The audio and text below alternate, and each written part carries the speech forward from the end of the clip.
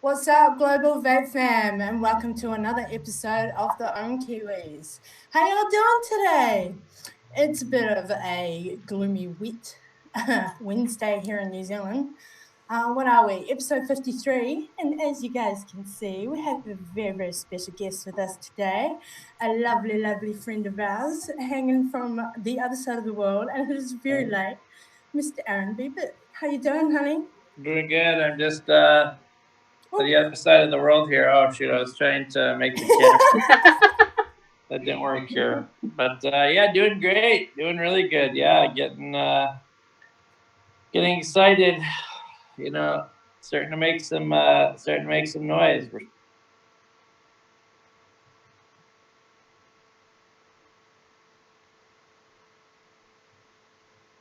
Oh no, what's happened?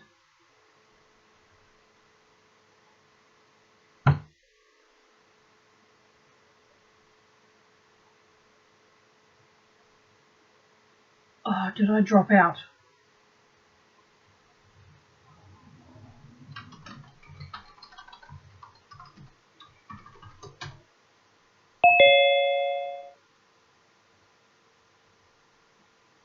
Channel that's between the both of us. Oh, there she is. Was that? Right. Oh, that was me.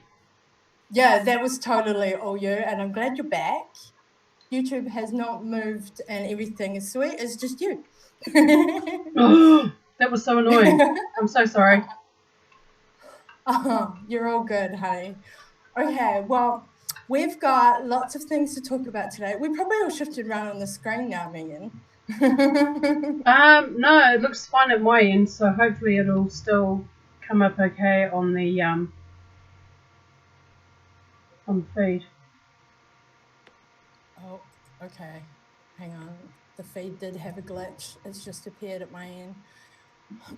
Oh, no. Hang on, guys.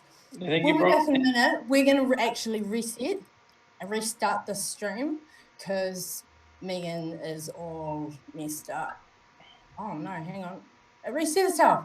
That was weird. Okay, we were not where we were meant to be on the screen there for a second, Megan. That would look like a really interesting layout going on. Yeah, because what happens is that if I drop out and then I reconnect into Zoom, the window is like not maximized, which is what OBS is set for, is for the windows to be absolutely at maximum. So yeah, as soon as I sort of made the window a bit, well, to full size, it straightened it all out again. So as all of our usual viewers know, it's not a Ohm Kiwi show without some sort of technical difficulty. Right, we all seem to be all fixed still. We're all sweet and running all good. I hope everybody, wherever you may be in the world, hanging out there in chat, is doing fine on this Tuesday or Wednesday evening, wherever you may be. I'm going to throw some shout outs out there, and then we're just going to start chatting and having our catch up with our awesome Mr. Aaron going on here. Hanging with us. Where are you at the moment, Aaron? Are you in Milwaukee? I am. I'm at home in Milwaukee for once. You're home. oh, Wow, nice. so special to actually stay there, honey.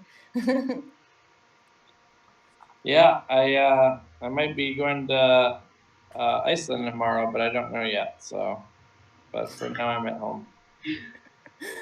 You don't quite know. Okay, and just impromptu hop on a plane off to Iceland. Just Yeah. I mean, I guess with travel arrangements, just figuring that out. Yeah, but yeah, we're seeing if we can help there in Iceland too with the TPD stuff. So yeah. Of course. Right, we'll get into all of that very shortly, my dear. Yeah. All right. Oh, just as my browser wants to have a glitch.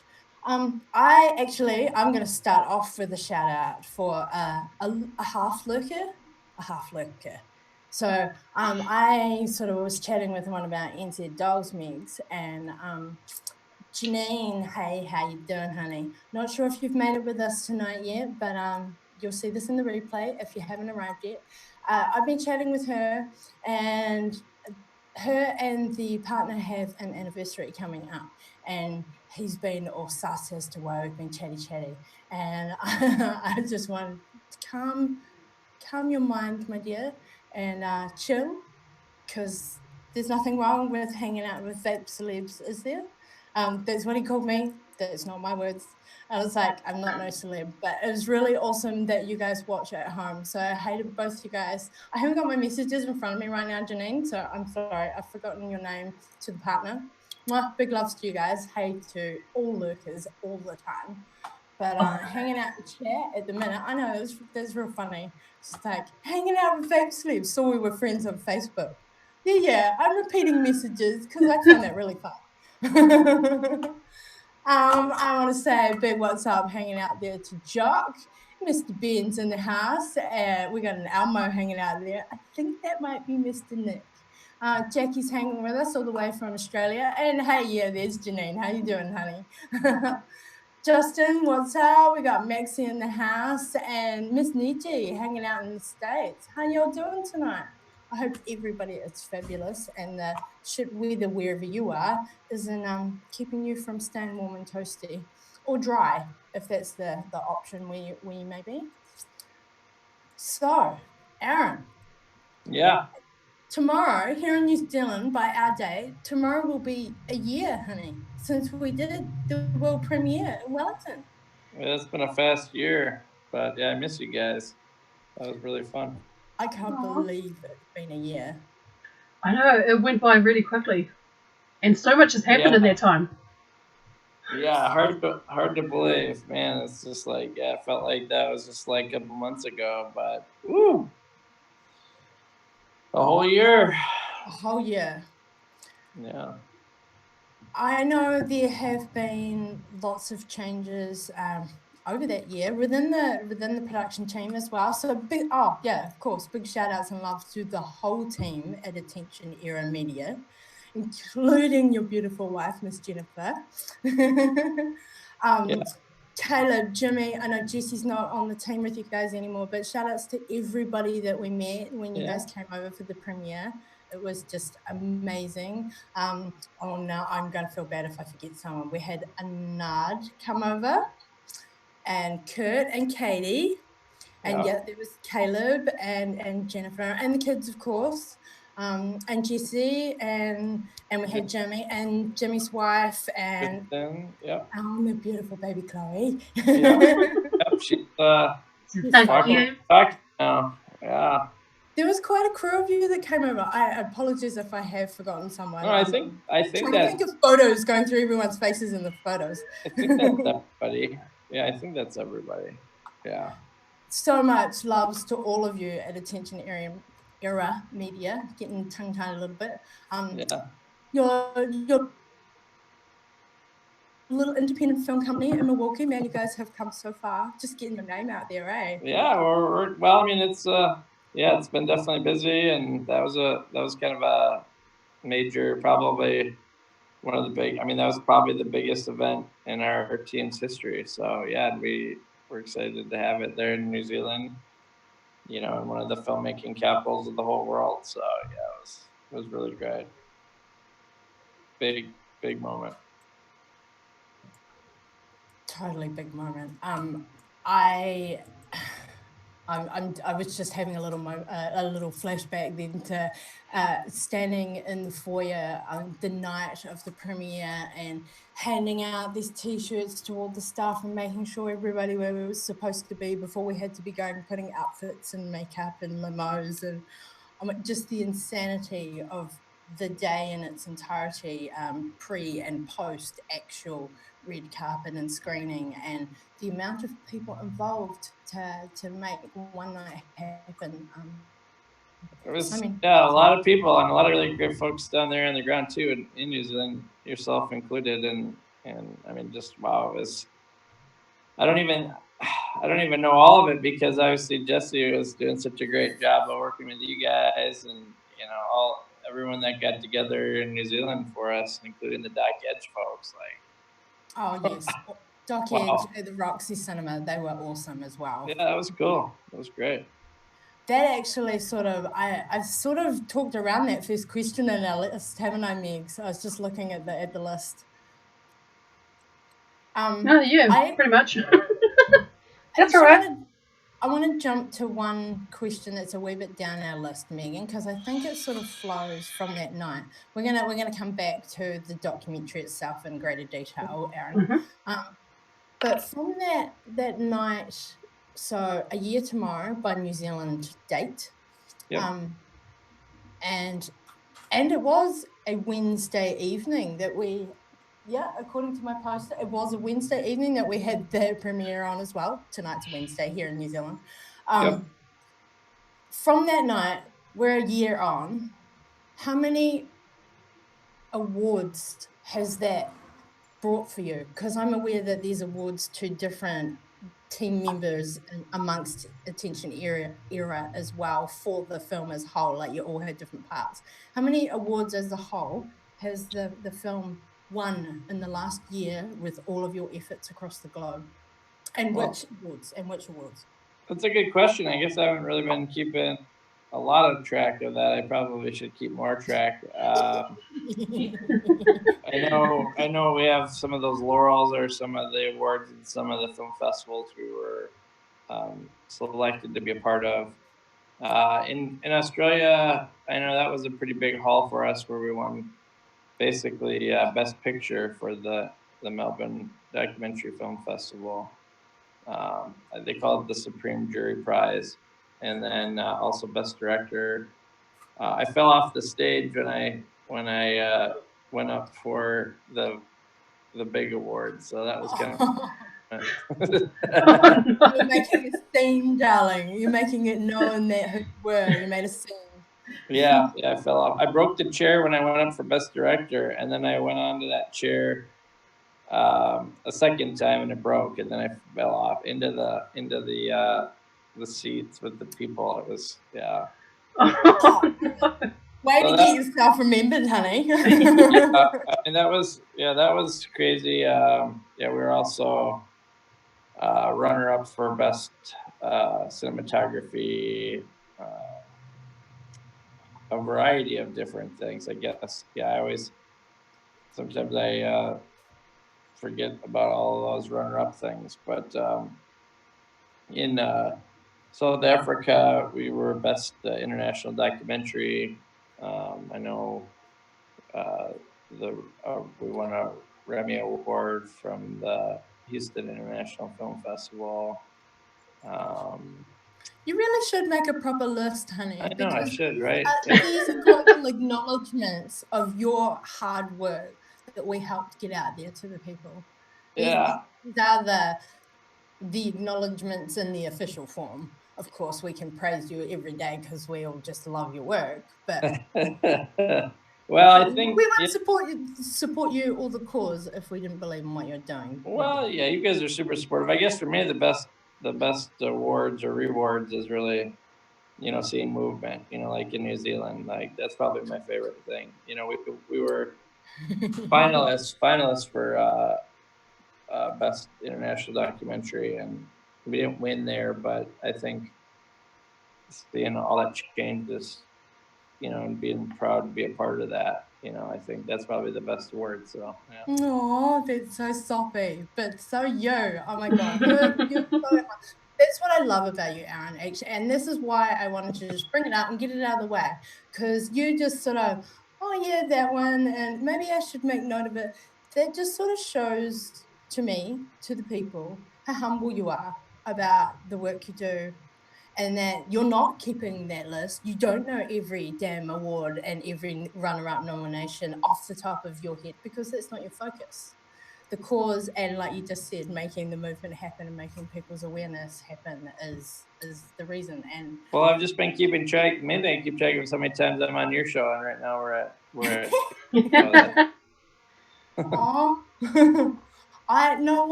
I love keeping that bridge alive. It wasn't just about, for me, it wasn't just about another event that I'm helping organize of whatever caliber. Obviously this event with you was a red carpet caliber, and my first red carpet. Yeah, it was great. I think it's right. Red carpet, that was awesome.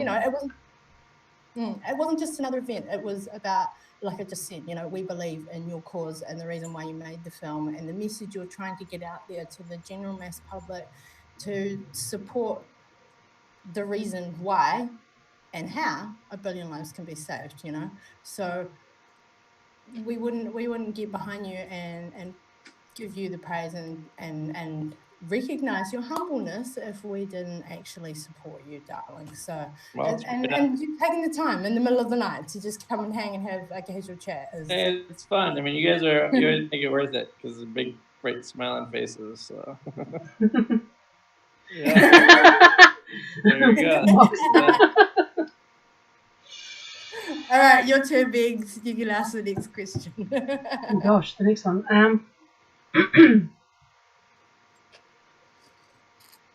Okay, for those that are currently watching or haven't heard or seen what A Billion Lives is about, are you able to give a brief description as to what the documentary is and how you came about to make it? Yeah, I think probably the easiest way to describe it is really just in 3 parts, kind of where did vaping kind of come from, including like the history of smoking and some of the corruption around that, and then what is what is going on with vaping, or what was going on with it, and then now what's going on with it. Kind of so like smoking, history of vaping, and the current thing about vaping, and kind of looking at throughout that whole time the influence of money on all of those that part of history, money, and currently what's going on with it and where's the money. And yeah, a lot of money, a lot of corruption. I mean, that's kind of the main focus of the movie. Awesome. Cool. So, and if you haven't already seen it, guys, I implore you, please go and rent it or purchase it. It's so cheap, $10 US. Like, go and buy your own copy, and then you've got it. I mean, to buy it, yeah. Otherwise, yeah, to rent it, it's only $3.49 US. Yes, it is indeed. And there, if you hadn't already spotted it, guys, there is a big, long list of Billion Lives related links down below in the description today. The main website, the Facebook page, the site where you can purchase it from directly that Aaron has set up, Twitter page, YouTube channel. What else have I got down there? Even the link for your Billion Lives apparel. So if you guys want a t-shirt or a beanie or a hat, and I see you've now got hoodies, Aaron. If you guys want them, all those links are down in the description as well, so you can go and have a look. And I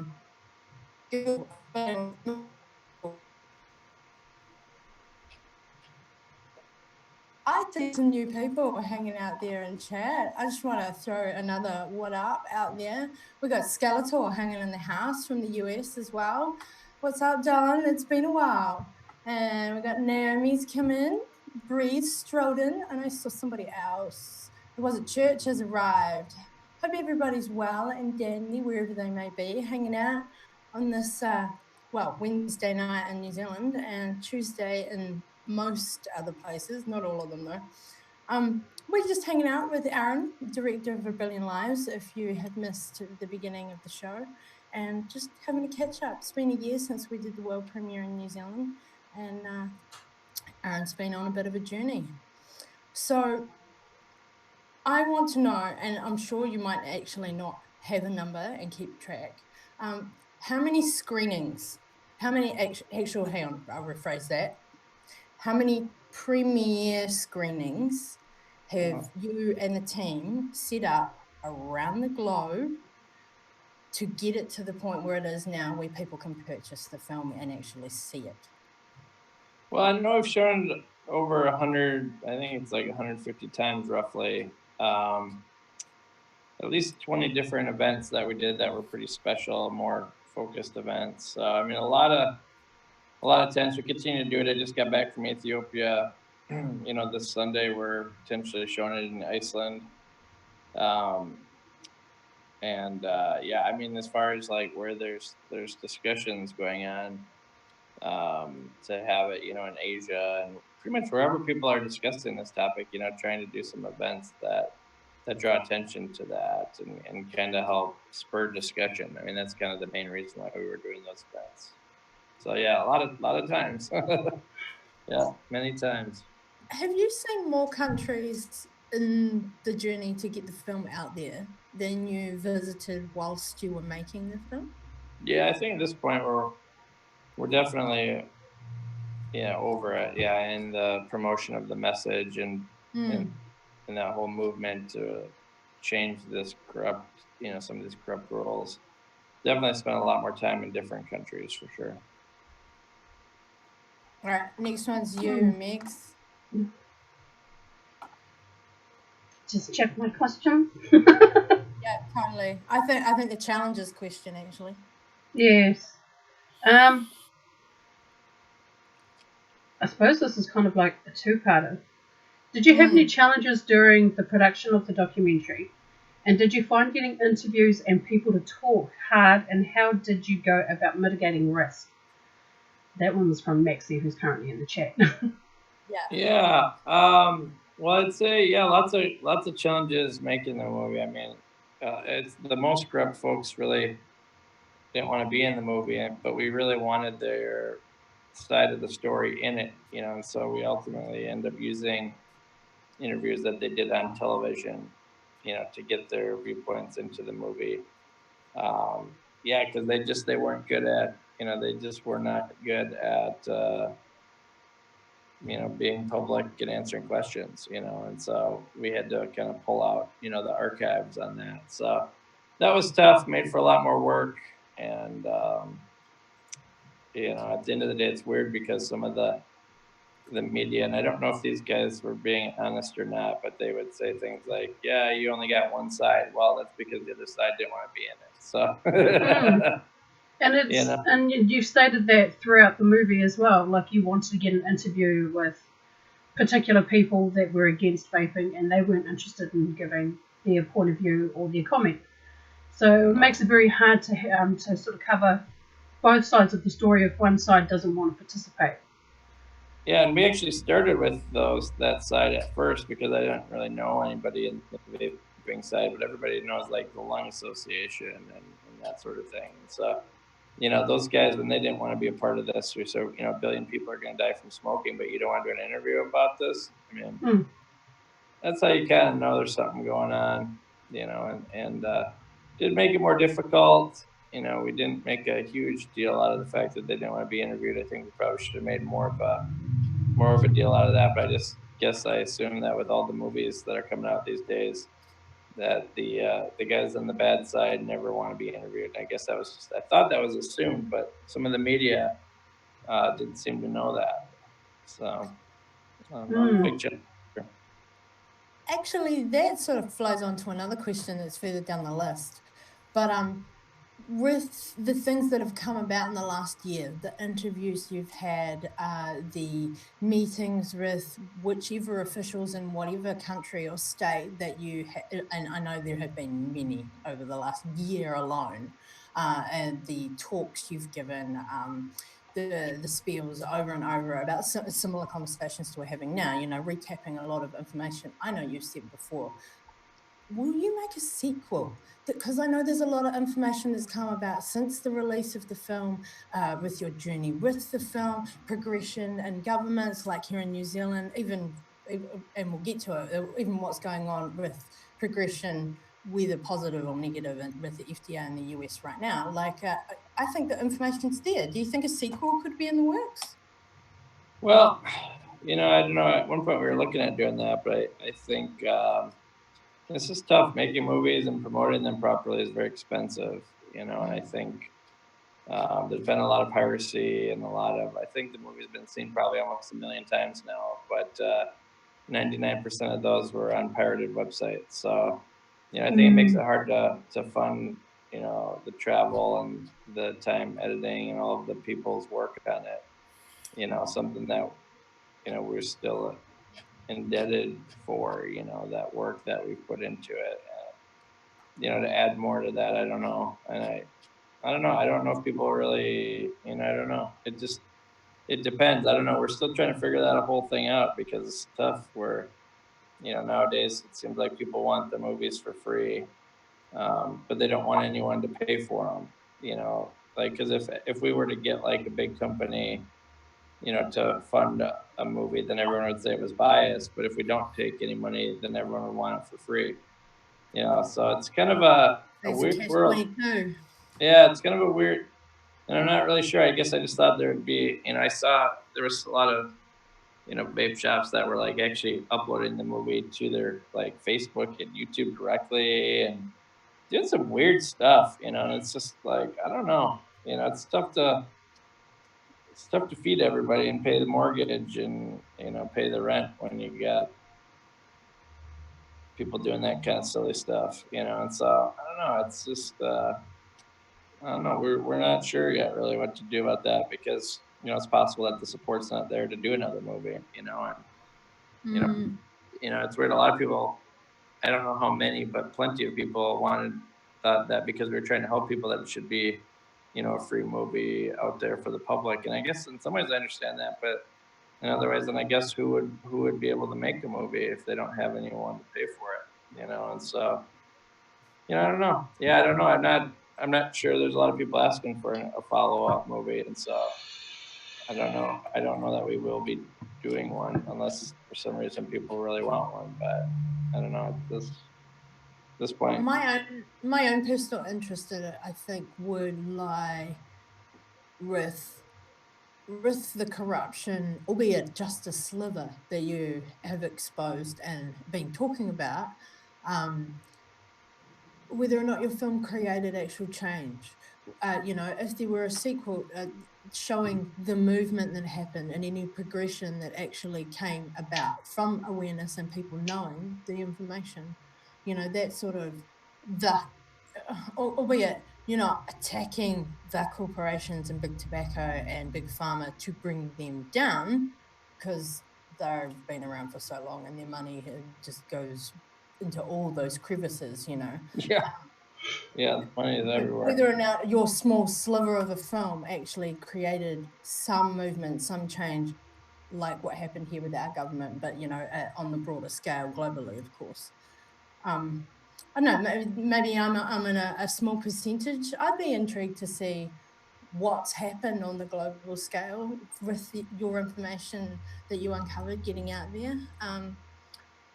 I'm not sure what that would do for vaping as a whole, rather than just my general doco film interest. I mean, it sure would be interesting for sure, and I definitely think so. yeah, we've thought about it. It's just, yeah, I don't know. We gotta.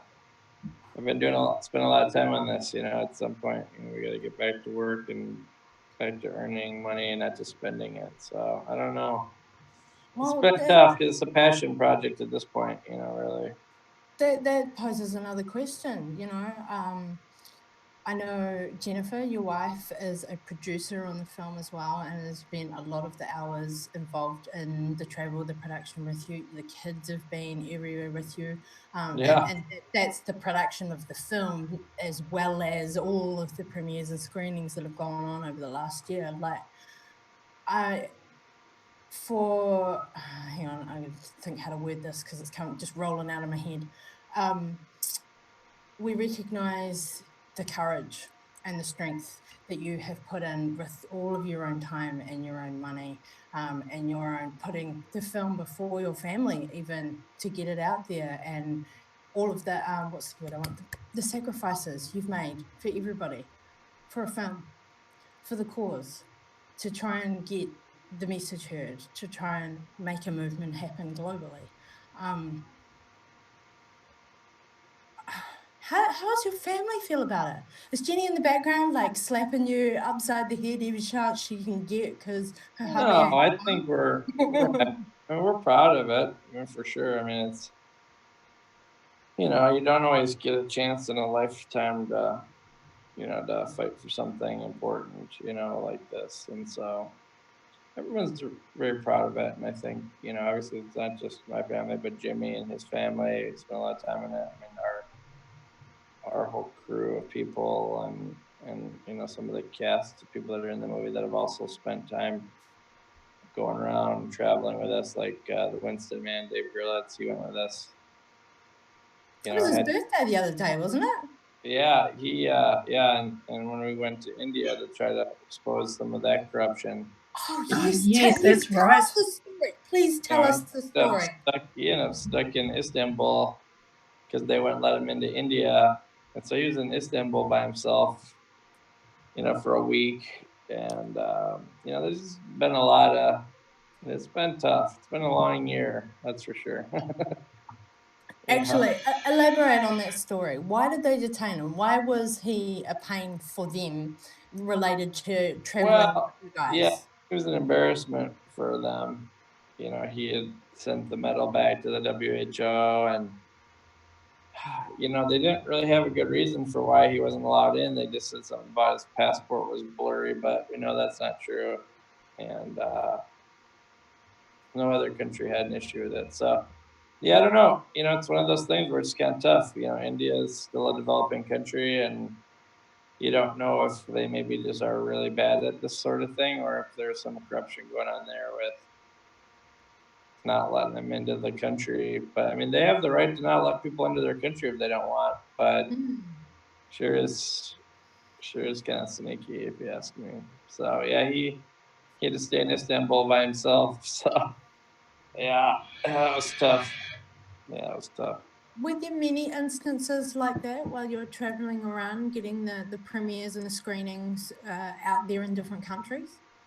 Not really. I mean, for the most part, India was the only place that did that.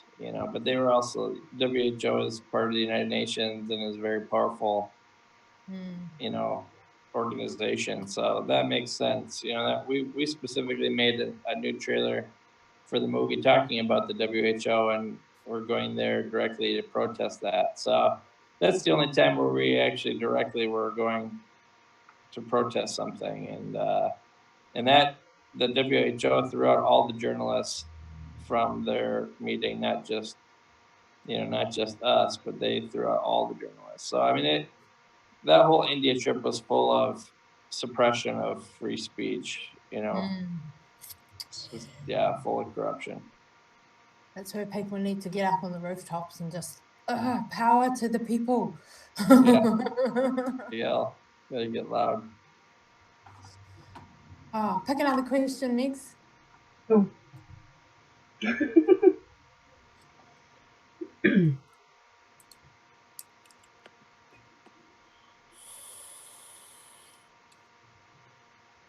Okay, this isn't quite documentary related, but it's sort of like on par with kind of what you're doing.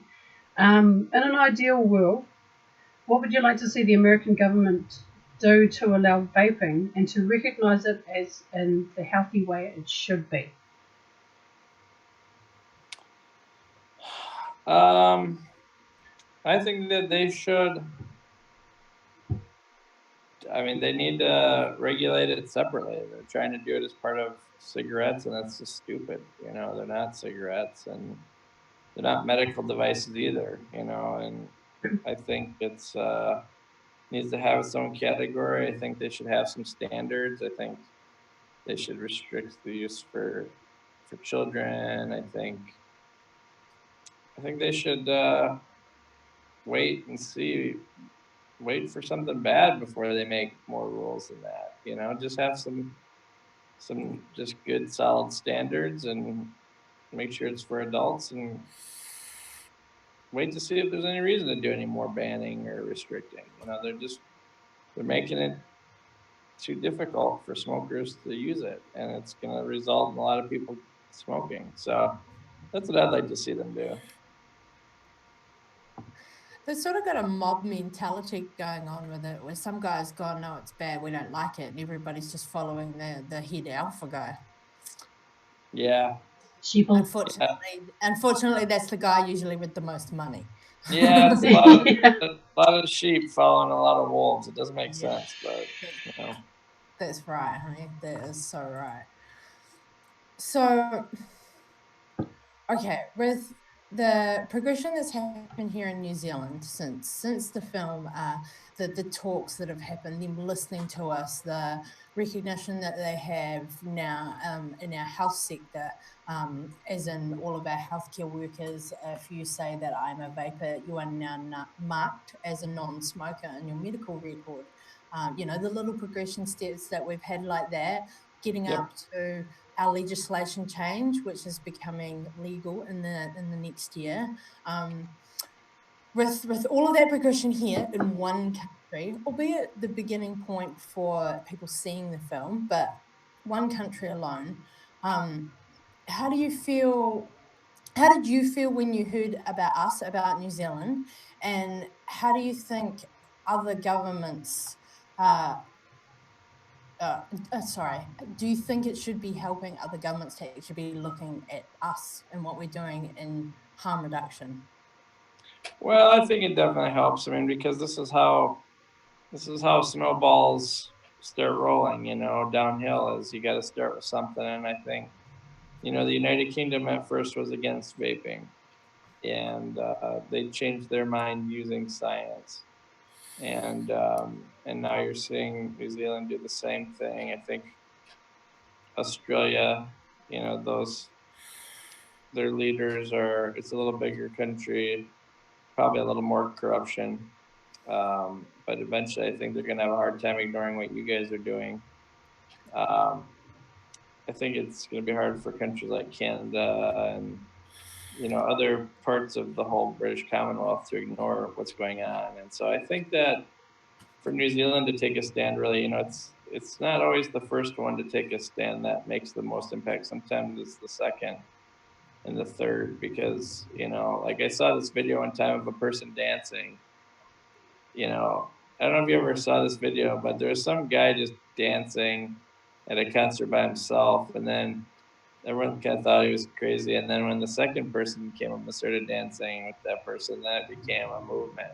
Yeah. And so for us, getting New Zealand on board was kind of getting more people dancing. And I think you see some of the watching some of the ministers of parliament in Australia basically acknowledge that fact, saying, we're starting to become an embarrassment. New Zealand is making changes based on science. We're not. That's how this will change, and I always knew that would be the case. I was thinking exactly that too. I remember the politician talking about it. Right. It's true, and though. others are doing it as well. Some of it's behind closed doors, some of it's public, but it's really hard to ignore when two countries that people respect, like the United Kingdom and New Zealand, are saying, we've looked at the science and this is the way we're going to proceed. And you look at the US, where they haven't looked at the science and they're still trying to proceed. It's very, and Australia, it's embarrassing to these countries, the United States and Australia. They're not being science based, they're being corrupt, and they're allowing themselves to be, led around like sheep. And I think that's not a feeling a lot of people are comfortable with. Citizens aren't generally satisfied with their government being led by corruption, and so I think that that's something where the pressure continues to go up, and I think we'll see other countries join. I think in Europe we're seeing some decent momentum with countries such as France and others. I'd like to see Iceland. That's why I'm excited to go, or at least in some way support Iceland, depending on how we can help over there, because that I think could be the first European country to reject the TPD. And I'd like to see Iceland join in and be world leaders with, and I think the smaller countries can do it because maybe they're a little bit less corruption going on. Well, we like to hope there's less corruption going on in smaller countries. Well, I mean, not always the case, but I think in some developed smaller countries, there's less money involved because there's just smaller organizations, Whereas in the U.S., you look at Johnson and Johnson, who has the patent on, like the nicotine gums and many of the other things that those guys are. I think it's like 80 billion US dollars per year that they make in profit. That money. That money is being put to use in the political system. Maybe you guys are a little more removed from that, but I don't know. It looks like it to me when I look at what happened, but it's tough. I think we try to be. Yeah, well, you try hard. Yeah, I think so. Yeah. I have to admit that during the FDA demo regs, when they were first being discussed, I did get worried because I know that at times our government tends to look towards what the US is doing, and they can sometimes implement things that they're trying to pass over there, like here as well. So I'm glad that they didn't go into that direction. So glad.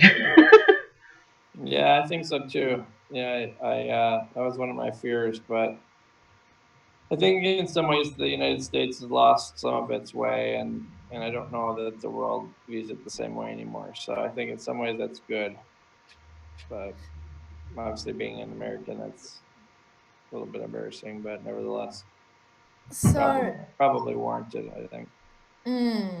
Yeah, well, there's lots of TPD fights going on everywhere across the globe. Still, I mean, did they sign it? I can't even remember if they signed it here in New Zealand, but our protesting here has stopped, albeit the activism that's against the entire global policy still exists and continues. I'm aware you've been doing a few talks in support and helping people with your view. What have you been saying to people in these little? I saw you. I'm trying to remember what it was on Facebook. Did a brief live feed. You're about to go and speak in court for something. Tell us Yeah, what you've been up to, Aaron. What's been going on in the States? yeah. Well, I mean, there's a lot going on in the U.S. You know, there's a lawsuit, at least one lawsuit, multiple lawsuits. Um, you know, there's some new legislation that's being put out. There's, you know, all kinds of ways that people are trying to get this fixed in the U.S. because it's a terrible situation. But in my home state, where I'm from, Wisconsin, there is one of the towns that has a producer of e-liquid that's a pretty major producer actually, and they were in the movie. So I was somewhat familiar with these folks. They were the first ones in the U.S. actually to make the e-liquid in the U.S. and their town was pretty proud of them. And then this whole FDA thing comes up, and their town is you know was aware of there's some laws in the U.S. about the need for the federal government to coordinate with local governments when it's doing things that affect them, and they failed to do that. And so this town is basically taking the federal government to court, and they were holding hearings based on to investigate the situation. And so I was excited and honored to be one of the key witnesses in that testimony, and they voted unanimously to pursue action against the federal government. So that's something in the past that's actually worked quite well. And the gentleman who is like the expert in this whole way of going about fighting the government is I don't think he's ever lost ever. So Wow.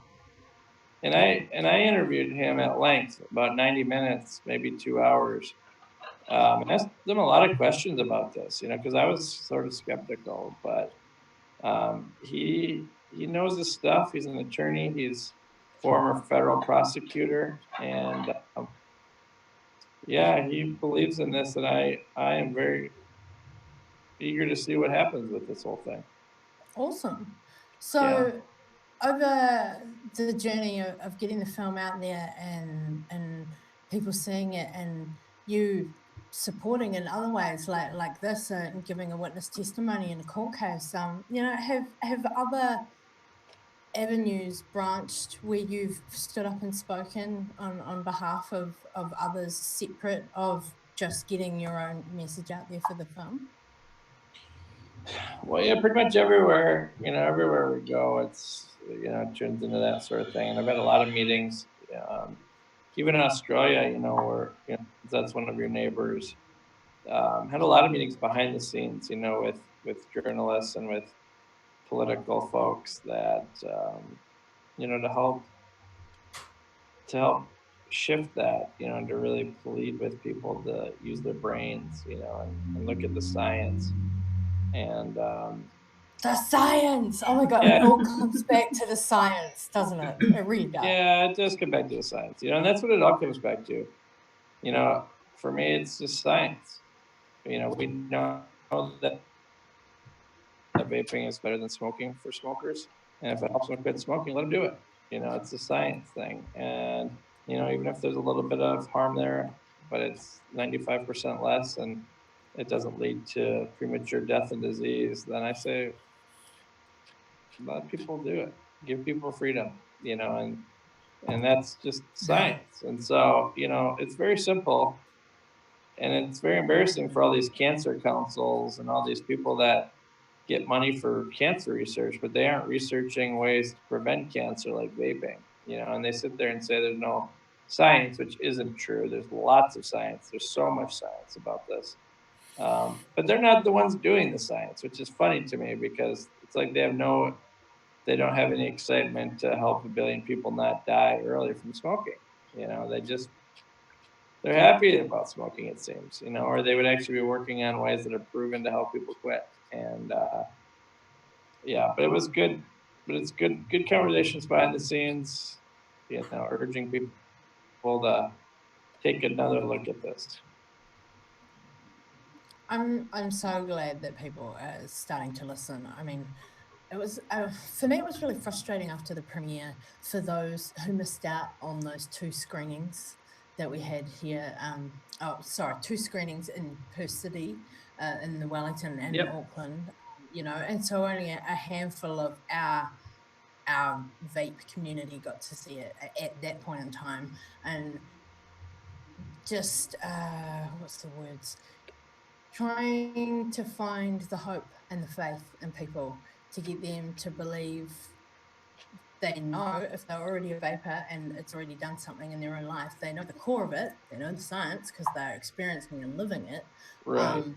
But getting them to believe in the film's cause of spreading the word when they hadn't seen it.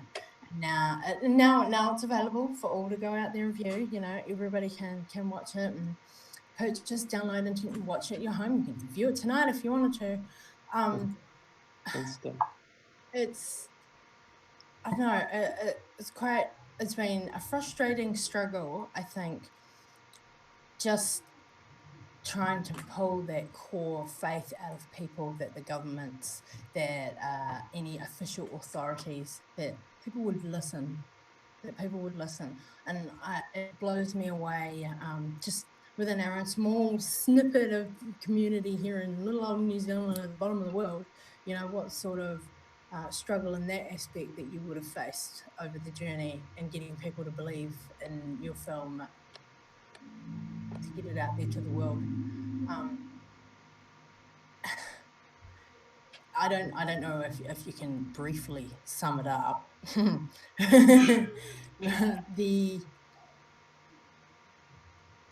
your side of it, your struggle to get people to fund it, to purchase, to get the other side, the businesses, the corporations to hear you on that level, to even get the screenings to happen. How was that side of the struggle, my dear?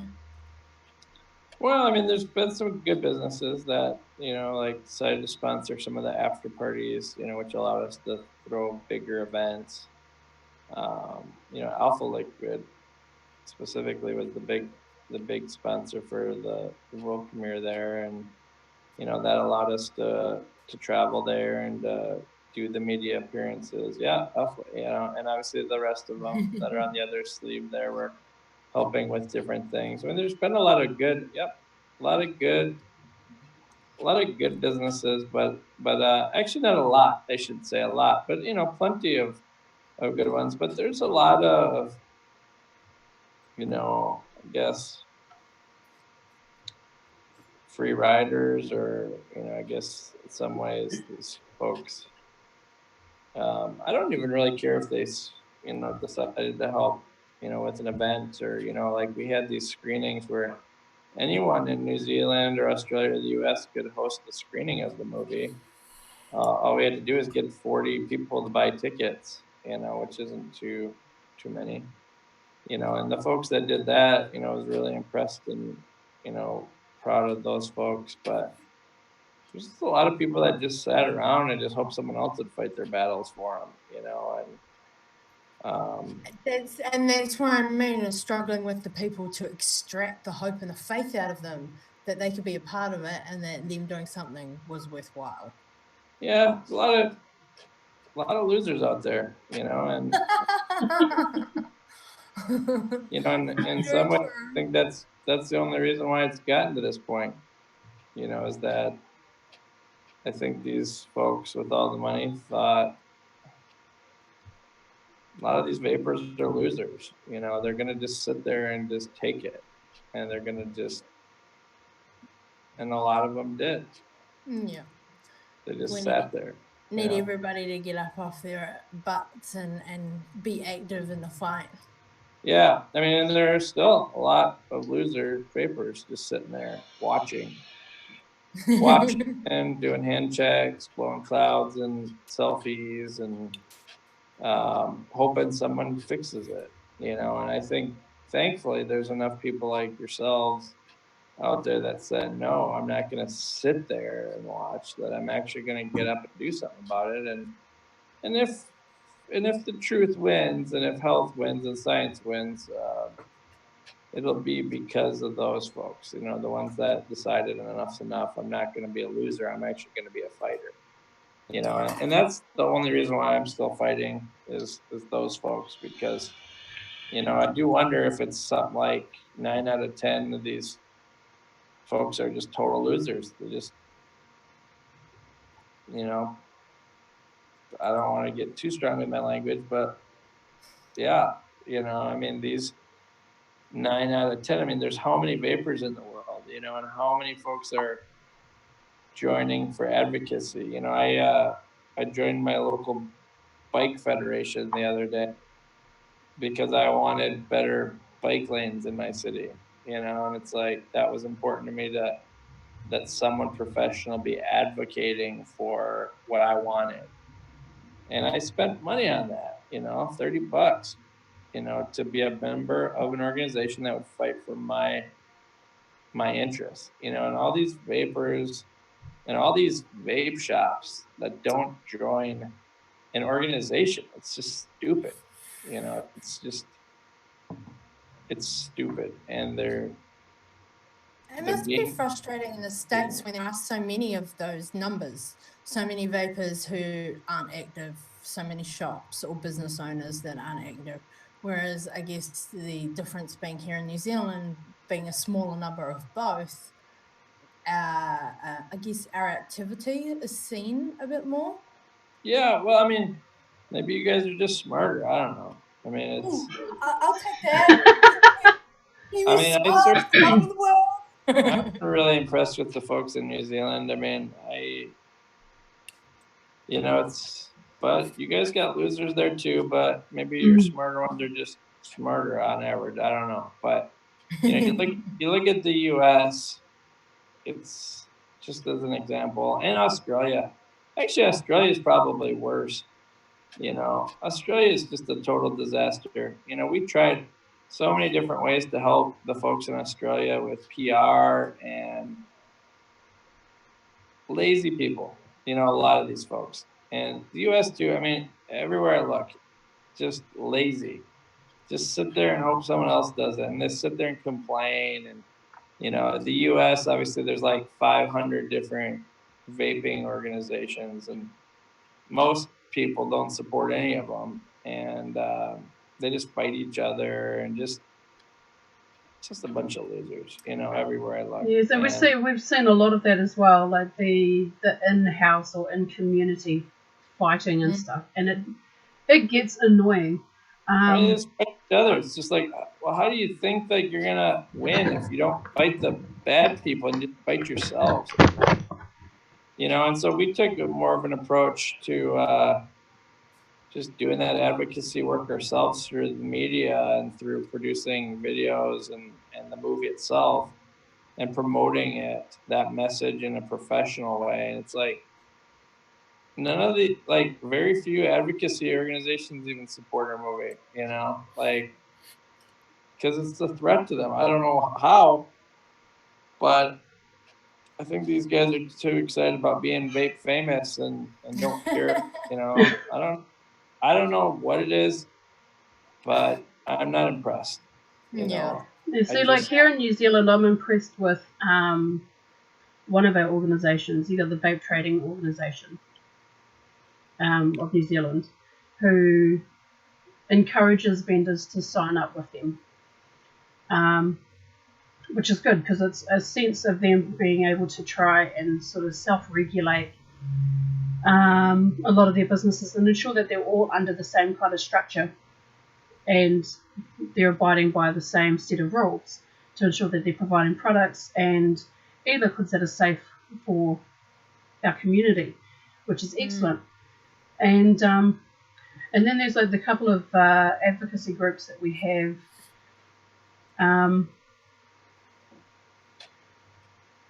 See, and this is where the in-house sort of like background kind of comes in. So I'm not going to because there has been like some support for each other, but not 100%, if that makes any sense. It's like they'll go, oh yeah, they've done some good things, but at the same time they're probably thinking like in the background stuff like, no, we do better things. And it's like, oh, just come together and try and do a cohesive thing so that we can make shit work. And this is just common sense everywhere else in the world of business. You got, the alcohol industry, which I do buy alcohol and I drink alcohol. But these guys are very smart. They self-regulate themselves and they get together and they have somehow managed to have very few rules. They just have to have quality, at least in the US, and they have to, they don't have many, they don't obviously sell to minors, and they're very smart and their businesses have thrived because they're smart business people, and not so much with this whole industry, and so I think, they just too greedy. Joke. I can't help but feel, Aaron, that a year of the struggle of getting the film out there and the less active people, members across the globe that you've come across in the journey, that you're a little bit disheartened, that you sound like you've given up fighting, honey. I'm just reading, catching a few of our live comments and stuff, and there's people feeling the hurt that you're calling the community some losers out there, love, and I can understand. Well, not everyone, just 9 out of 10. Wow. Just 9 out of 10. All the folks that bothered to tune into your show are not obviously the people I'm talking about.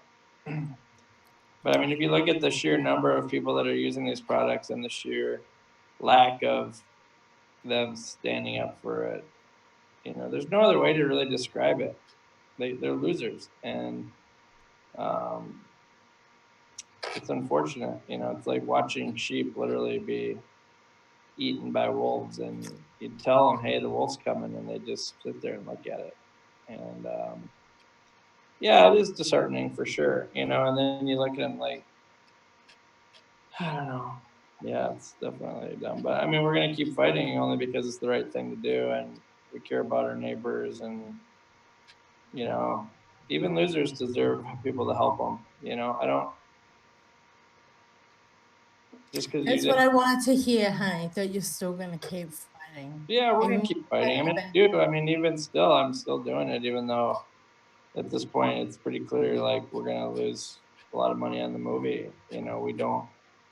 We're still fighting, doing our thing, but it's just sad because it's just so unnecessary, that it's so unnecessary how it is. But yeah, it's fun to see you guys still talking about it and doing it. In the UK, a lot of people, when it came to at least some of the advocacy that we were trying to do, they were like, "Wow, what do we care? Our country has it fine." And it's like you guys could say the same thing in New Zealand now, but nice to see you guys still trying. It's good. Well, yeah, that's exactly it, honey. We're still trying. I don't I don't know how far we're really getting heard in our little YouTube corner, but we're still trying, and we'll keep fighting too. Well, yeah, I mean, it's actually more or less the effort and the fact that you stand up. Other people will see you stand up, and even if they don't tune into this show, they at least know you're standing up. And I think that's actually more important maybe than how many people watch it. The fact that people know that you're standing up, and they're encouraged to stand up too. Yeah, and we'll constantly, always, like every show that we always have your Billion Lives logo up in the top corner of our show. Well, Every you show guys that are we very do. kind. Yeah, you guys are very kind, and that's it's amazing. It certainly is heartwarming. You look at some of the big vaping shows on the internet. They never mention the movie one time. And so it's funny how that works. It's almost like I think we're supposed to pay them or something to do it. But you guys are very generous, and and obviously, when people work together and they're selfless and they work hard, good things happen, and we see that in New Zealand. That indeed was the case, and so yeah, I mean, you guys deserve to have what you have, and maybe in the U.S. we deserve what we got there. No, I hope one day you guys will achieve that the FDA will listen, or at least something will change that it's a lot more less restricted than currently. Yeah. Well, I don't think at this point there's any other way this is going to happen. It just depends on how long it's going to take. But I mean, they can't. The truth is out at this point. There's no putting it back in there. They can't hide it anymore. It's just however long it's going to take, where people get together and use their voice and get the truth out there. But there's only one version of truth at this point. It's just depends on how long it's going to take the community to make it heard. So, are you planning on bringing the film out on DVD for people to just hand out at vape shops, or purchase at vape shops, or whatever that may be, like a hard copy that people can get their hands Yeah, on? there's we put out on our email list, which people have been signing up for. We put out a request for anyone who wanted to wholesale the movie on Blu-ray, and I think there's probably maybe 50 different groups that are going to carry it in their shops, and that's. I think we're just waiting on some of the final payments on some of that, and then we're going to place our order for those, and then those will be going out. So we're pretty close to having it out there, and a lot of people were asking for it because they want to be able to give it to people who don't use the internet. And yeah, I think yeah, I mean, it'll be, I don't know, maybe something like 5,000 copies or something like that. It'll be awesome, like a vape expos or the big shows or what have you. That hard copies can be given out or purchased, and people can actually walk away with it in their hands. Yeah, I think that'll be good. Great. Don't get me wrong, but some people would like to have both, even in a collection. Right, and this will be a collector's edition Blu-ray that has, I think something like I think it's up to like 21 different videos behind the scenes, and lost chapter here and there and all kinds of stuff. So it'll be fun. It'll be fun to get that out. I'm pretty excited about it. Cool. That'll be really cool.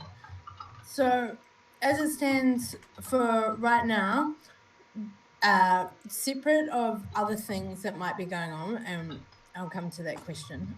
What is happening for the Billion Lives team right now? So you've got Iceland tomorrow, or maybe tomorrow, were you saying? I don't know. Yeah, I'm just waiting on figuring out the whole travel thing. But yeah, I mean, we're hoping, I think, on Sunday to possibly show the movie to some people. But it's just scheduling and that kind of stuff. It's funny how that works sometimes. But yeah, hopefully, yeah, next up will be Iceland, and then I think that's probably the last event that I have scheduled. But I keep saying that it'll be the last event, and then more things pop up. So there's discussion about different groups in Asia and places where maybe even in South America too, where it's being restricted. But the folks in those countries got to be the ones to lead it. We're not actively going around the world trying to find people to do these events just because we know it's a lot of work, and people gotta want it, and so. But there are people, so it's popping up, different discussions happening, and yeah, so I don't know where we will all end up, but I mean we're gonna go where people need our help, and that hearing against the FDA was a prime example of that. I shifted my schedule around and literally left for the airport right after that to go to Ethiopia. So yeah. Oh, there's definitely quite a stir going on out there in chat, Mr. Aaron. Oh boy, yeah, I can't see it, so I have no idea. No, it's all good. It's both sides of the coin. There are people that agree with you saying the 9 out of 10 vapors, and then the other side that are one of those advocating activist voice, and what he's saying is valid as well. But he feels you've given up emotionally on the people, honey. And I'm not going to name him because that's just silly. But I feel your disheartenment, but at the same time, I'm trained in film and television. I'm also aware of the hard work and behind the scenes. So I'm aware, probably a little bit more so than some, of the bigger picture scale of what this journey of this film has been over. What are we going on? Come out to 5 years now since you started No, it? just about a year, No, about a no, year, since you to started. make it, and then about a year now we've been trying to get it out there. Oh, okay. I totally thought the production side of putting the film together was a bit longer. No, it was about But it. It took still, about a year. Yeah. a great journey on a But still a massive long time. Yeah, scale. 2 years. Yeah.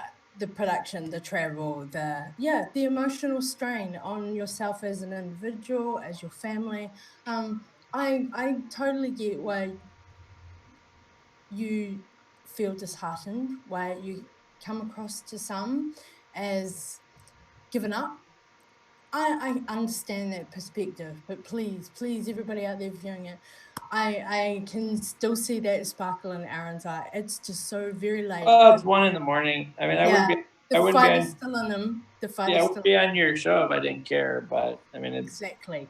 it's That's funny, exactly it. certainly. Yeah, I mean, it is disheartening for sure, though, to watch people steal from you, and the very people you try to help passing around Dropbox links to download the movie to each other. I mean, that's filthy, It's That's disgusting. hard when you've You know. taken so much out of yourself to give Yeah. to others. Yeah, I mean, I spent my own money and I'm not a smoker or vapor, and for people to say it should be free because they just feel like it should be free, that's like saying vaping should be illegal because people feel it should be illegal. It's just not the facts, and so, yeah, I think it's funny, and I just, it's funny, I think probably for at least a full year now, there's maybe more people sending me probably on average 5 to 10 things a day of like hate mail from vapors actually saying like, you don't care about us, or you just put it out on YouTube right now, even though that's just, honestly, it's a very ignorant way to get a message out there, is just to put it on YouTube, because that is not known as the place for um, top quality documentaries. Like, people don't just make movies without corporate involvement and then just put them on YouTube for free. I mean, it's just, that's how you almost know something isn't legitimate, if it's for free on YouTube. Because how did they afford to make it? Somebody paid for it, and that somebody is who got their message out. And so for us to have to actually charge, that means we were actually independent, and that, so it's just, I'm sick of hearing about it, and I just, yeah, I've heard so many stupid comments about it. It's just like, yeah, it is definitely disheartening, and it's odd. And just, I don't understand it. Yeah, of course, that's nowadays, yeah, there is a lot of models of just doing a lot of things, but those are not models that are resulting in truth. Those are models that are resulting in corporate interest being um, basically propagandized all over the world. And so, I think it's funny, but yeah, people are falling into the trap of assuming that independent journalists, filmmakers should be like the same ones that are corporate funded journalists, filmmakers, and I mean it's just silly. You come to someone's rescue and then they slap you in the face. Yeah, of course you get sick of it. The one that always cracks me up the most is people saying that you're all about the money and that you're making money off everybody else donating Yeah. to you to get this And no around. one's donated to us, which is funny. I think some people think that when people sponsored these parties that they were somehow donating to us, but how do they think the parties happen? How do they think the travel happened? How do they think all the PR? I mean, we were all over the news. Like the world doesn't work like that, and yeah, the other day someone said something like, "You've made millions off of us," and I'm thinking like, how do you calculate that? All these film festivals, we don't get any of the sales. You know, it's just bizarre. It's just like so ignorant, and so stupid. And let's say even if it was true theoretically, wouldn't you want people who were pursuing this topic to get money? Because so many journalists and filmmakers would be making movies about this. Like it'd be like a gold rush. But obviously we know it's not true, or there would be like 45 films right now about vaping, and it's not because um, people know that there's no money in it, and they watch and see that these things aren't, that's all over the pirate websites. So it's funny how that works. But yeah, definitely you don't make millions off of people like that. It's such a shame that the film has been pirated so much already since coming out. It's what, been a month since it was released public About a month, yeah, for purchase. Yeah. yeah. And it is unfortunately sad but true that the piracy is real. Right. And it breaks my heart that it's such a big struggle uh, to get the film seen, to get it out there, to get the financial avenues done the right way so that it's about the film and for the people. It is a shame that we are where we are at right now. You can purchase it is it's out there for you guys to grab or to rent, and unfortunately the piracy is there too. So guys, when you're thinking about um, Aaron and the struggle and the rumors and things, yeah, just think about the real side of how piracy does hurt the independent filmmakers, um, Yeah. and I it's a bought my shame. digital copy. Yeah, it's a Yeah, shame, well, but unfortunately a part of life. yeah, I mean, I understand it. Like, it's just funny though, because people then would be like, well, why aren't you doing more? Like, I get that. I get that same comment Have from you the same seen people. what I've been doing? Yeah. They're like, well, why aren't you, making more follow ups, or why aren't you going faster? Or why aren't you making more trailers? Or why aren't, like, well, who's going to pay for that time? Like, when do we work? When do we actually earn income? And so it's just funny. I didn't want this to turn into that, but you're asking about that whole thing, so I thought I'd answer it. But I mean, I do understand, and I assume there would be some piracy because there's always people that do that. But I was surprised. I really, truly was surprised at the level of it, though. I mean, it was literally like people didn't give a rip. They're like, I mean, the fact that there were vape shops like straight up just uploading it to their Facebook pages. I mean, it's like, wow. Yeah, that's harsh. I'm sorry that that's happened to you, Like, and Aaron. they know that it's not, they had to buy it to get the file, and for them to do that, it's just like, and I mean, yeah, I don't know, it's interesting, but a lot of people thought that was good. So, I guess that's where you have it. And but yeah, I mean, I don't want to have a pity party here. I'm sure there's other more important things to talk about. Well, where are you going to go from here? What other projects have you got lined up for you? What is next for Aaron Bieber? Yeah, I I mean, mean, we'll I just know go your life back. won't die, but what's next for you? Yeah, we're gonna probably just keep doing the, commercials and other little things that we do. We do about half of our work is related to not for profit, like NGOs, education and inner city type stuff. We've done a lot of that stuff. And the other half will be, just commercials and things like that. We've done, that's how we were able to afford to make the movie in the first place. So, I mean, we'll just, we'll just keep doing that stuff and, just see what happens down the road. But I mean, it was cool to, it was a cool experience, and I think in many ways I'm pretty happy with, our our role in being a part of some of the change, and I am confident that a lot of non-smokers, non-vapors have seen this movie. That's the other thing I get from people that I think is stupid when they say like only vapors watch this movie. That's just dumb. It's totally not true at all, because I know hundreds and thousands of people that have told me I showed it to my mom because she thought I was hurting myself, or I showed it to my husband, thought I was crazy, or I showed it to my doctor because he kept telling me I have to quit this. And it's ridiculous to say that it hasn't been reaching the public. I mean, it's just silly. Obviously, we have politicians all over the place. One of the members of parliament in Hungary gave a speech the next day after the premiere in Hungary, basically calling out all these people for their corruption. And it's like, even if that's all we did was get one person in a parliament to speak about it, I mean, that's a huge impact on its own. And so people are listening.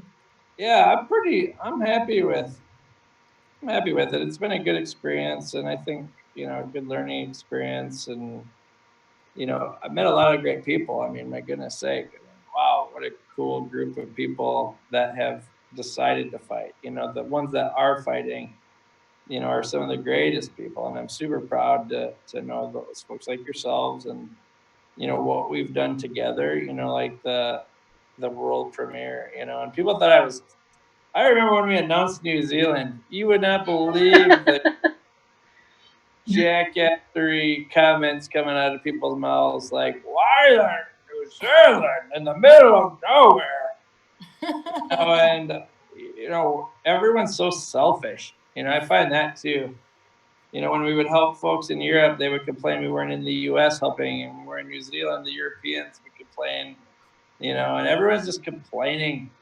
And yeah, it's like I read an article. I remember reading an article, and it said that when it came to kind of announcing the world premiere, and then it's like, oh yeah, they're releasing the world premiere in New Zealand of all places, and it's like, what's wrong with New Zealand? It's a start. It's like, if no one else was willing to pick it up right at that moment, it's like, why not sort of go with like the first country that's going to go, yeah, why not? Let's view your documentary. Well, one of the best documentary film festivals in the whole world. And I mean, for me, I knew what was going on in New Zealand. I knew this. I had been in contact with Dr. Glover, who I'd met in Poland and on the internet, and obviously just been around and seen things. Yeah, she's lovely.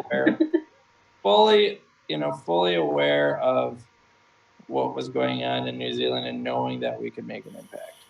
And it's funny, some people in New Zealand actually told me not to waste our time. And and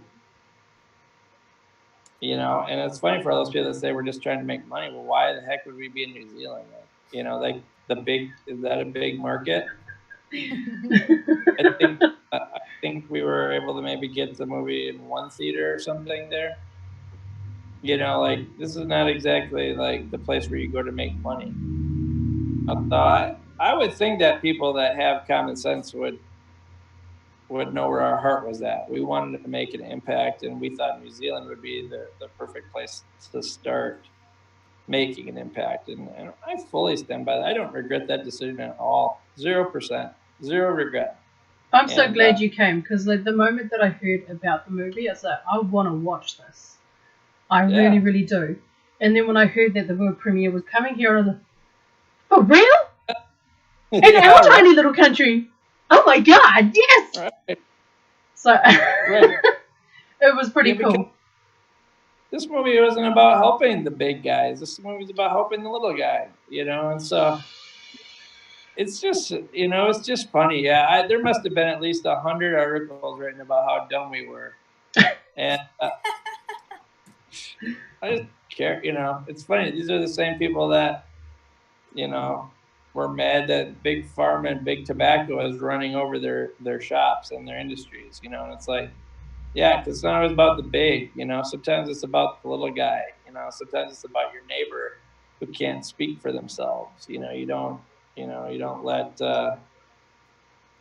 let jackass bullies like rough up a disabled neighbor of yours just because the person's bigger. You fight for them. And so for everyone to be like, no, you should have done it in the big, screw that. We still were able to have huge events in the U.S. Huge. Like our North American premiere, 1,500 people in that theater, sold out, no film festival. Woohoo! For people that for people to say that, it's just New Zealand was a really great opportunity for us, and I'm so glad that we did it. Yeah, really glad. I want to thank you actually.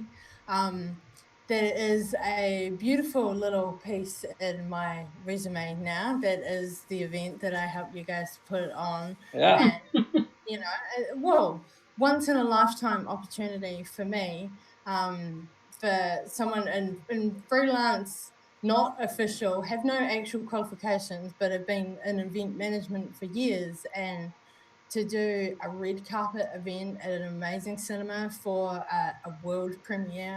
No, thank you so much, Aaron. It was an amazing experience. I thank you. I mean, you Working guys. with your team was just awesome. Well, it was fun. I mean, for sure. And I obviously was. I mean, we were working to make final touches in the movie right up to like the week before, so.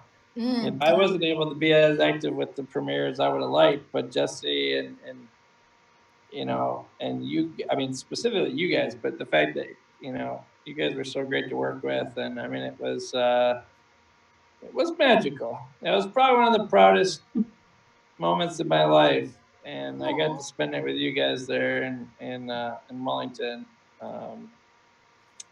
No matter what, really, honestly, having,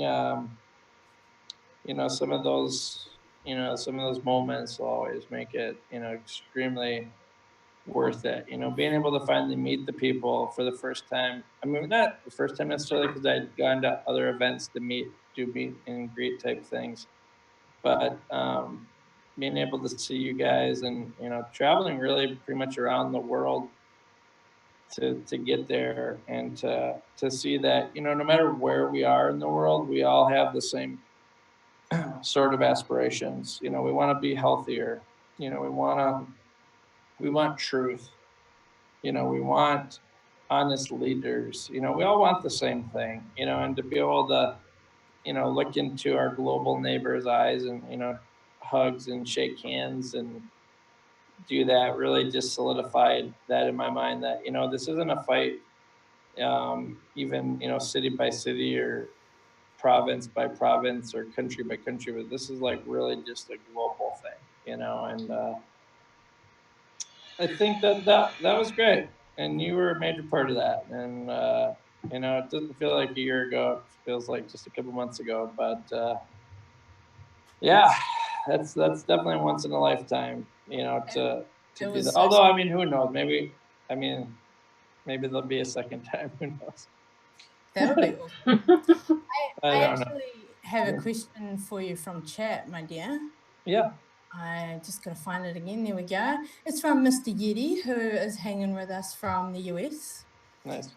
How do you feel, Aaron, about the vapors that have attached themselves so much to the movie, even though it is not considered a vaping movie? And I know this type of vapor that he's talking about. What are your thoughts on that type of person and their perspective on the film that really attach themselves to it? Well, I mean, I guess I'm not sure in exact which way, if they mean like in a more of a, there's been some people that have, tried to use the movie as a way to do more business, but in a weird way, kind of like the same people that, are basically stealing the movie and uploading it to their YouTube channel. Those people I think are garbage, but that's not. I don't think that's what the person's talking about. Um, the movie is definitely about vaping. I mean, it's obviously about corruption and life and all that stuff, but I don't think it's weird at all that vapors have identified with it and been a part of it. I mean, those are the. I could be wrong about what they're talking about. I'm not super clear about this, but I think that anybody who did decide to identify that, hey, here is a legitimate source of, telling our story properly and getting it done correctly. I mean, how many people were doing like crowdfunding to make a movie about vaping for years before we came around? We considered doing crowdfunding actually because we thought that would be probably a way to avoid having so much risk. But we knew that because there was such bunch of these loser filmmakers before us that basically took the money and didn't make a movie, that well had been poisoned and that we couldn't even go that route. But for the folks that said, "Hey, I'm getting on board," we got almost 100,000 people that followed, the journey in one way or the other. Whether it was Facebook or email or Twitter or Instagram, or whatever the different platforms we had. Those folks that actually stood up and said, "Hey, I see these guys. I see what they're doing. I mean, I'm getting behind what they're doing."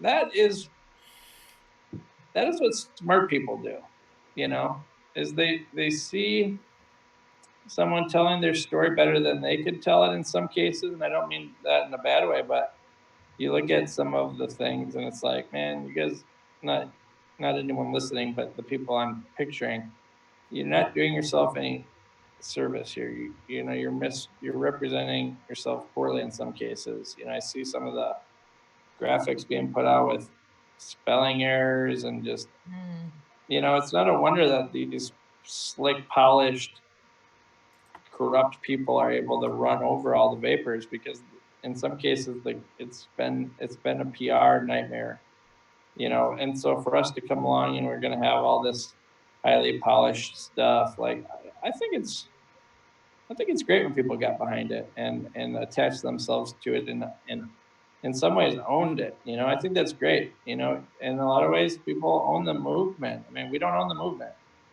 We just made a movie, but the actual movement to get the truth out and help, the billion people who will die this century from smoking, help avoid some of those deaths.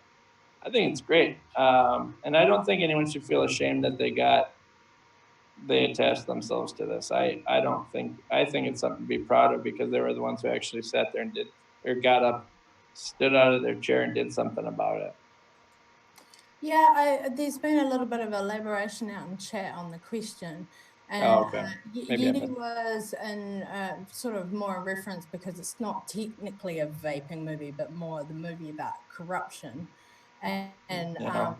so more so the vapors that supported it, pushed it hard, even though they already knew a lot of the information in the movie, whether they had even seen it or not. Those hard out, die hard fan attaches the positive pushes, I guess, is get the spreaders, those really active ones. Are you worried that some people are too positive about it, or is all positivity and everyone getting on board all good? Like, is this even a thought that you're worried about? No, no, my only worry is just that there weren't enough. I mean, of course, the movie had a lot of stuff that vapors knew. Okay, that's obvious. But the point is, if you have a movie that shares your understanding of the situation and you don't support it, you don't buy it, you don't get a ticket, you're not sending.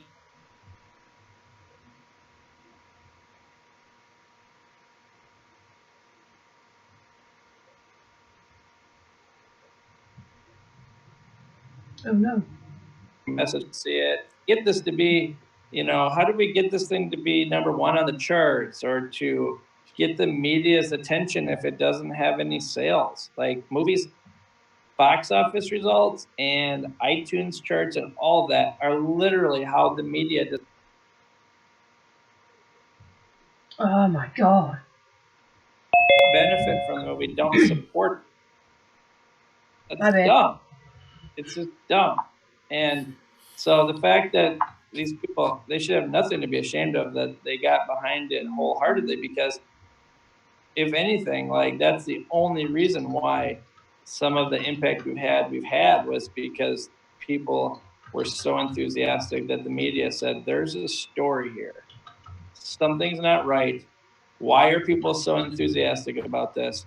There's something going on. We have to dig deeper. And a lot of journalists that covered our movie and our message, which is your message, favorably, was because they were like, something's going on here.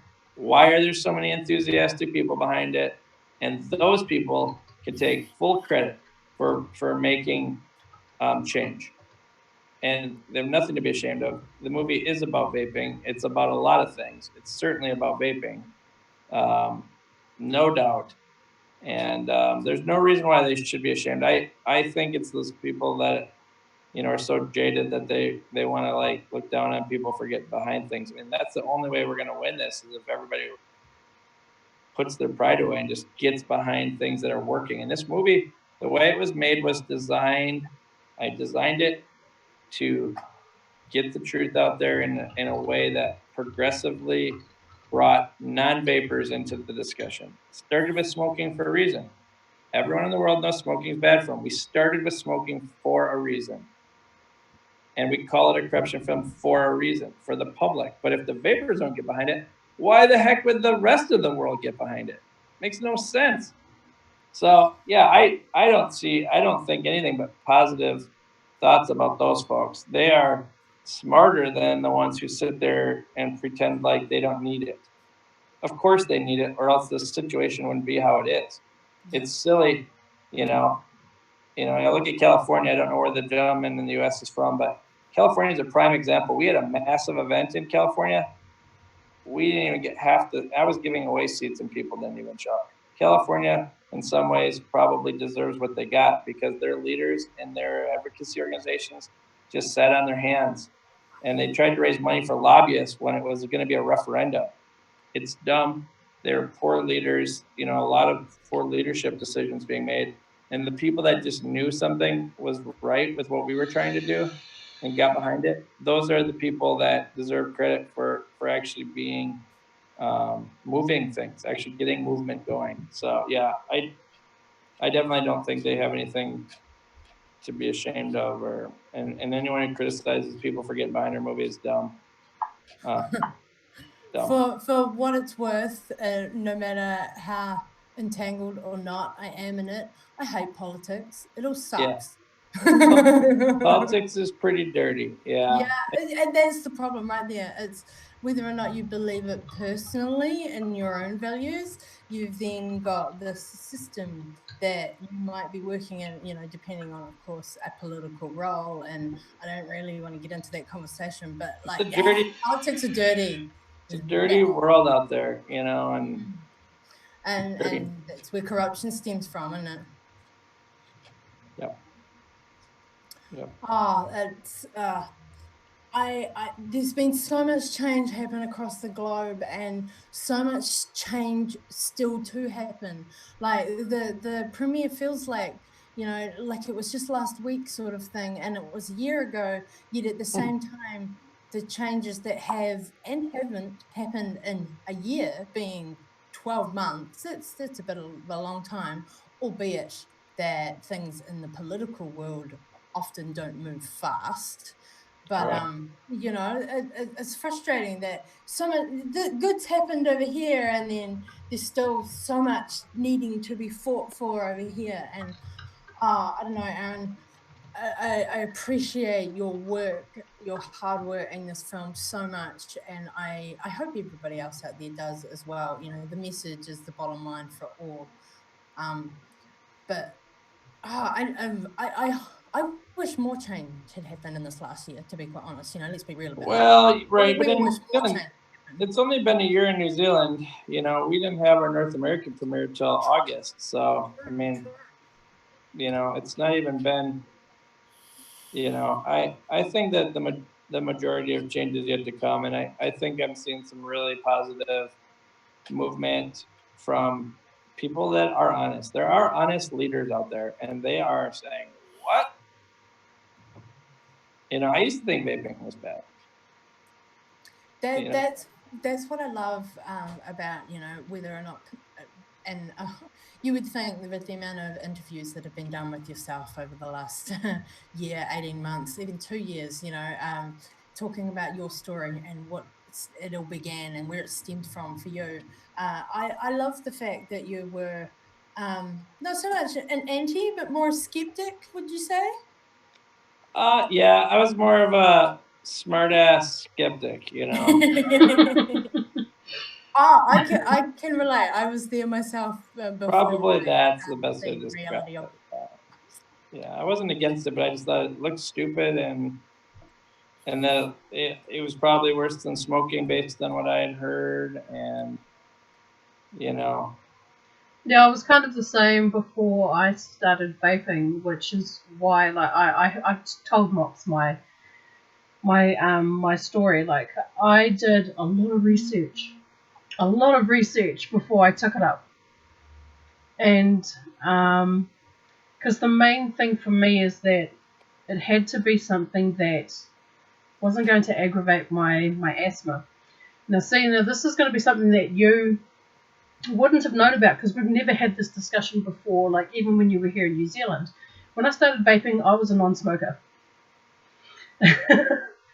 So I was never a smoker to begin with. For months, I kept that to myself because I had seen on a lot of, I guess, like the overseas vaping communities on Facebook that they were very anti it, like non-smokers like taking it up because they just think it's cool. That wasn't the case. I did dabble a little bit with using a hookah, and I wanted something similar to it, and it was a friend that ended up suggesting to look into e-cigarettes, and I was like, why would I want to do that? And it's like, it just seems just ridiculous. It's like, I'm not a smoker. And it's like, well, they've got different flavors. Like, you've got the different flavored shisha that you can get for like the hookah and stuff, and it's a lot cheaper. Right. So I was like, I'll look into it, but I feel like it's a waste of time. So I looked into it and saw that they had like all of these different flavors that was much like along the same lines as the shisha. But it's like, okay, now is this going to be any different? Is it going to be safer than using a hookah? Because I kept seeing bad things about it. And I was like, oh no, why am I doing this if I was so adamant that I wasn't going to be a smoker? And it's just as bad, if not slightly worse. And I was like, oh, good grief. So I ended up like scratching my head for a bit. And after about 3 months of doing my research on it, I saw a lot of negative articles, but I also saw a lot of positive research. And it was that positive research from reputable sources that made me go, okay, this might actually be a better revenue than me trying to invest in a hookah and having that sort of setup. And so the more research I did, it was to ensure that I was going to get the right first setup. And a lot of that research that I ended up finding with like the positive medical research and things that had come up, it was a no-brainer at that point. I was like, I should be doing this instead of using a hookah. And I got my father into it as well because I was raised in a household of smokers. Both my parents smoked. I was brought up around it.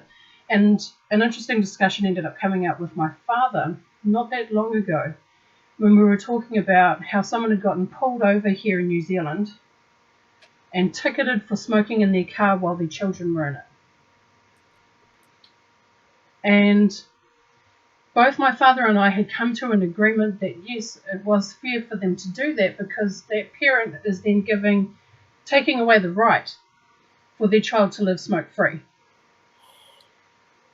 Right. by exposing them to it, like the secondhand smoke and stuff. Like, we all know the effects or the adverse effects of secondhand smoking. And I turned around to my father and it's like, now if only we knew this 30 plus years ago, Dad. And it was like, I never liked it as a child, and you and Mum never gave me that choice. Right. And he apologised. He goes, back then it was the norm. Like, it was something that you just did. I mean, all of society for them. I mean, that's right. It's hard to judge people from that long ago because nowadays I think people know and they ought to respect their children's health. I think I don't care if people want to smoke themselves, but don't force it on children. You know. And that's exactly That's it. all I would. That's all I would say. So yeah, it was quite interesting. But yeah, he's another person that I want to actually show the documentary to, because he couldn't actually make it to the premiere. He was, I think, the day that the premiere was had, he was travelling to Auckland. He's a line haul driver, so he travels back and forth between Wellington and Auckland. And nice. So he was on his way to Auckland that night. Yeah. So beautiful. Yeah, so I told him, it's like, you know what? And he goes, I'm going to purchase this movie, and when we get a chance, Dad, we'll watch it together. And he goes, I've since watched it again, but I do plan on watching it with him.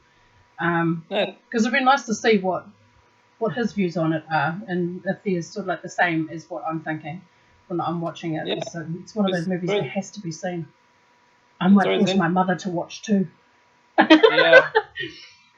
I mean, I think something like 60% of the people at our North American premiere, which is that 1,500 seat theater, were not vapors. And it was really intriguing to see their thoughts on it. And a lot of them were mostly just angry, just kind of like, why is this happening? Like, how is it possible? Because they don't really, most people don't walk around with their eyes open, and they don't see that there's so much influence in the business world on politics.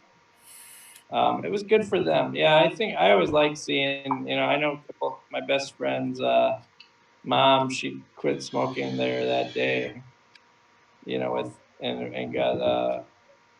got a mod, and like, I'm proud of that. It's my friend's mom, and so I think, yeah, it is fun to see though what people think about it, and of course, there's some folks that are, unchanged, of course, by anything. Yes, my mother's one of those people. It's been pretty good to watch. Yeah. I mean, I've tried multiple times to try and get my mum to do the switch, because she still smokes cigarettes, and it's quite funny because for my parents, they each have a vehicle. My mother can do whatever she wants in hers, but if she's going to be riding in my father's vehicle, there's no smoking to be had in the vehicle at all. And whenever we go on road trips, Dad had even told her, it's like, I don't mind stopping on the side of the road if you want a cigarette. Yes, you cannot smoke in my truck. And she gets quite defensive. And he says, I just want one place that isn't tainted by cigarette smoke. Just one. Right. And she doesn't fully understand. Like, she still gives him a lot of grief about it. And I think there was one day she actually had his truck, and she must have sparked up her cigarette just before she got out of the truck. So naturally, because my dad had gotten the truck back, he could smell it, and he goes, did you light your cigarette in my truck? And she got all rah about it, and he goes, all I had was just one request for you to not smoke in my truck. And she just thought that he was being ridiculous, and it took her sister-in-law to go, he's right. And she's like, huh? And he's technically quit smoking. And it's like, if he doesn't want to be in the same vicinity of it, out hard. Oh, damn it. I was wondering if that was the case. I'm watching my internet thing. Yeah. Only catching bits of it, honey. Damn it. Yeah, so just the nitty gritty of it is that my mum's sister-in-law actually agreed with my father, and it's like, yeah, that's fair enough. Yes, it's a simple request. You just need to accept it. And she was a bit thrown by the fact that that she sided with my dad.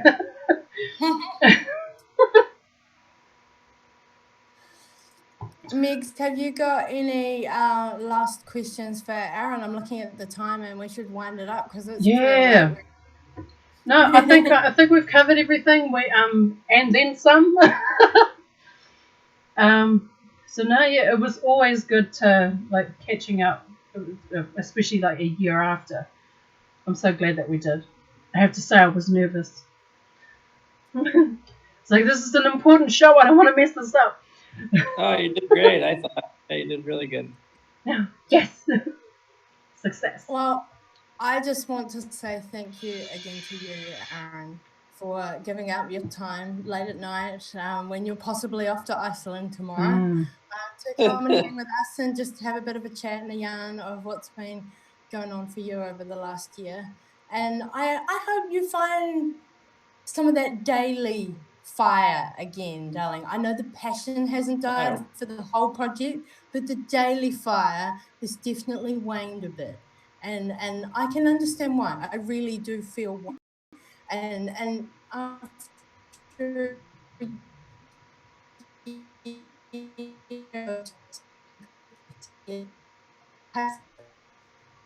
what Well, I don't necessarily care about the pay in that way, like, but yeah, that idea of just people just literally it's like the middle finger when you just post the links around. It's not about getting paid; it's about paying the bills and paying for the. Well, just being respectful, I think for me. Yeah. But I mean, it's not even just that too. I mean, it's just been a long thing. I mean, it's a lot of stress. There's a lot of weight, carrying around a lot of weight on the shoulders. And then, it's just tiring. You get tired. It's not even about forget all the financial stuff, like just the emotional side of the draining, the time traveling, the time spent away from your loved ones, all of it.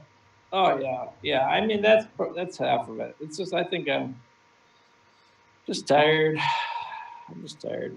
It's not any one thing. So yeah, but it's fun coming on here with you guys. I mean, seeing your bright smiling faces and all that billion lives stuff. I mean, it's like you guys we wear them with pride, honey.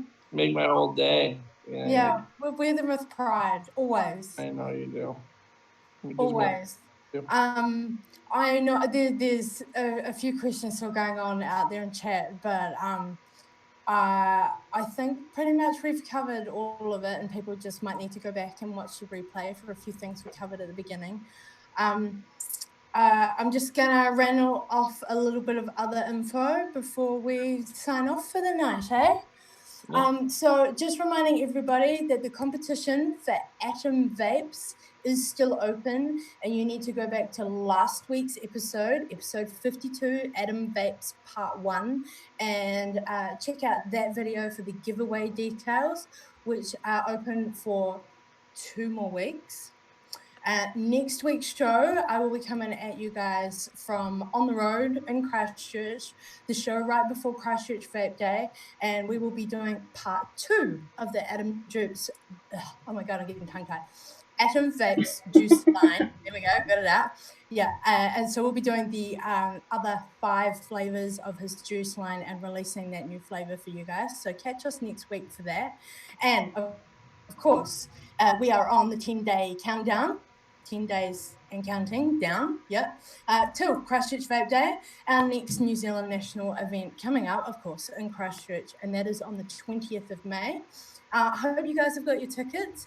Go to the event page on Facebook. If you haven't already, details are there about who to PM, where to get your tickets from. There's links there for the after party. If you're not coming to the day itself or have mates that don't want to come to the day itself, you can still get them along and party with you at the after party after we've had our event. It's going to be a fabulous day. There's lots of details, so much excitement coming up. So, guys, I'll be, on the road coming at you guys from Christchurch next week. with Mr. Brandon of Broadside Mods from America sitting right beside me on the couch. So that will be really cool.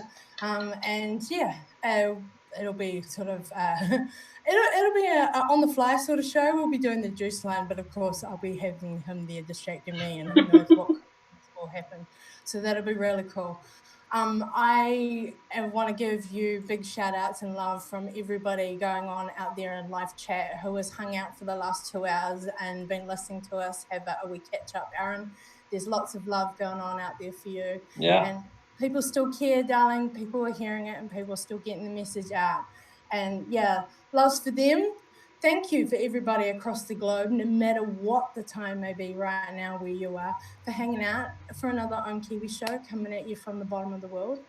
So we're gonna blow a few clouds, and Aaron will just look there looking like he needs to go to bed. And we love you guys. Research for yourself, inform yourself so you can educate others and advocate. Research, inform, educate, and advocate. We love you guys. We will see you next week, and we'll go out on some clouds. Mwah! Thank you so much for hanging out, Aaron. This has been fabulous. We should do this for about a minute or so, and then Megs ends the show. Yeah, that's all good. Yeah, Yeah. super fun. Thank you guys for having. This was fun. Yeah, it's fun. And I'm so glad we did this show. It was great. Yeah, you have to give all our loves to the fam and the whole team at Attention Era. Like, we miss everybody. Yeah, we definitely miss you guys too. We talk about you guys all the time. I mean, that was definitely a big part of our career or our life, you know, coming to New Zealand and unveiling the movie, you know. Yeah. I'm so glad that you shared that with us. It was awesome. So my amazing, very special part of my life. I'll never forget it, honey. Yeah. Never ever. Well, thank you guys for standing up and just being a part of it. Yeah. You know, a lot of people were asked for help and a lot of people didn't do anything. So I'm not saying in New Zealand, I'm just saying in general, yeah. Yes. Awesome. Well, keep it real out there, guys. Keep it foggy, vape on, and keep safe. Mwah. Yeah. All right, guys. Well, we will see you guys later.